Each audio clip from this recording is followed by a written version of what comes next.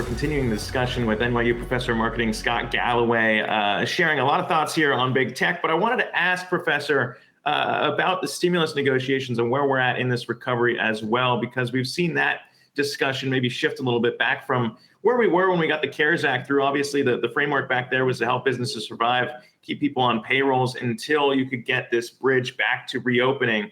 Now that we're past that, though, and we have businesses moving in the opposite direction with states locking down again, New Mexico, for example, what do you make of how long this negotiation has taken to get something through, and how this recovery is looking shakier and shakier?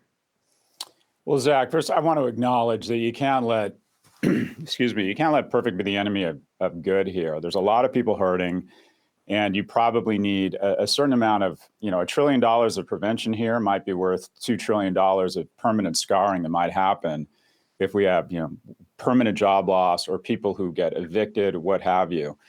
I would argue that the stimulus, in retrospect, we're going to decide that the stimulus itself was not deftly deployed. And I believe that in general, you need to protect people, not businesses. We have a tendency to personify companies and make it sound tragic that a restaurant goes out of business. What you need to do is put the money in the hands of the employees, and then quite frankly, let them decide which restaurants survive and which go away, because the food business and the quick service food business is going to be reshaped permanently. And I worry that a lot of the stimulus financed not bridges to the other side, but piers. And a lot of these companies are going to go out of business. And the real tragedy here, government is supposed to prevent a tragedy of the commons.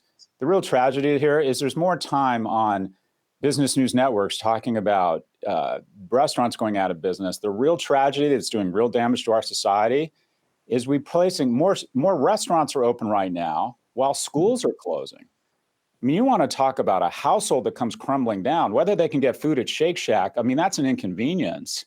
But a 9-year-old at home whose mom is not home to help him or her with the iPad, and let's be honest, it's usually the mom, who is no longer socializing. You can see families literally imploding under the weight of school closure. And the fact that we haven't been able to allocate resources to keep schools open, we are going to lose a generation of doctors, civic leaders, of scientists, because what's happening in public schools is that to date, low-income kids keep track with their middle and higher income peers in public schools. Since the novel coronavirus and remote learning became the norm, over half of lower income kids have substantially fallen behind. That's not only morally wrong, it's stupid for our economy. We're going to lose 50% of our leaders and our scientists. So yeah, restaurants closing down and going out of business is meaningful. A loss of a generation of young people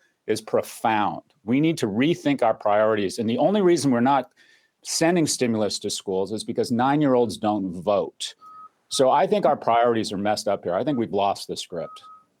Do you think there's a backlash waiting on the other end? When you talk about that generation that's being affected right now, certainly they're not of voting age, but you're already hearing from some of the younger students in high school or college who are saying, look, we're in this position because of a lack of leadership from the top. What does that backlash, you think, look like?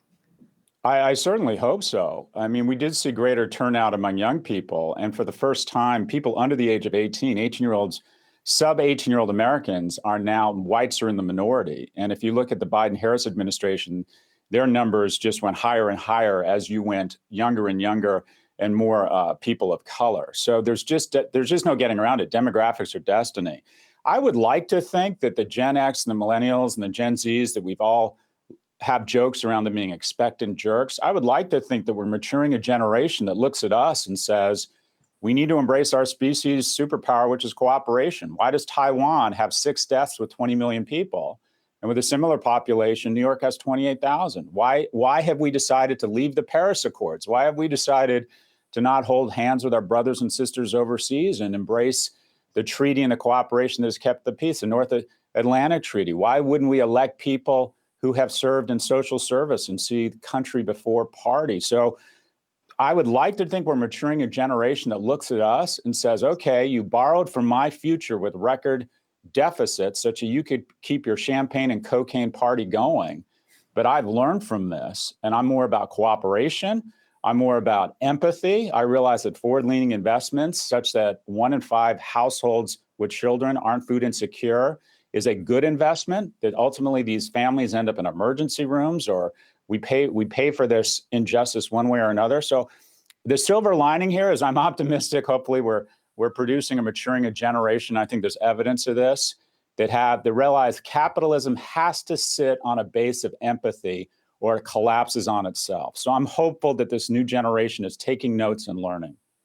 Yeah, I'm not sure how optimistic some of those millennials might be when you look at, I guess, one of my favorite stats is the fact that that's the highest percentage of millennials now living with mom and dad in history. Yep. That's obviously one problem here. You're a professor, I'm sure you know well, maybe students being worried about graduating into this economy right now. On that front, a lot of people are talking about whether or not Joe Biden's going to move forward with some more progressive ideas about canceling student debt for a lot of Americans out there. I'd be curious to get your take on that, since some economists are going back and forth on saying, to your point exactly, that it might not be that big of a boost in terms of demand out there when you wipe when you wipe student debt off. So where would you fall on maybe that argument? So a lot of calls on the progressive side of the party around debt elimination or free college. And I would argue that I'm all in favor of debt relief for social service or for entering into certain types of neighborhoods or certain types of jobs in certain low-income neighborhoods.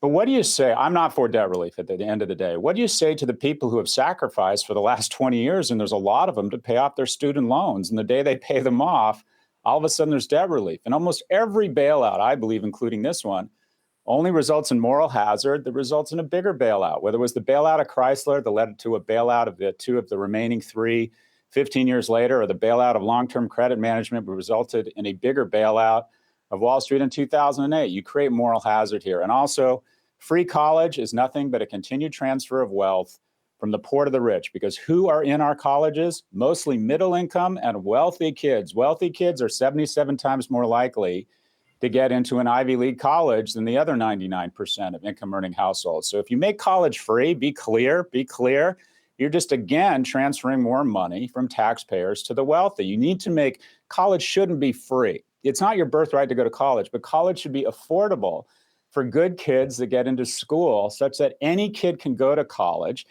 I went to UCLA and Berkeley, undergrad and grad, for a total tuition of $7,000.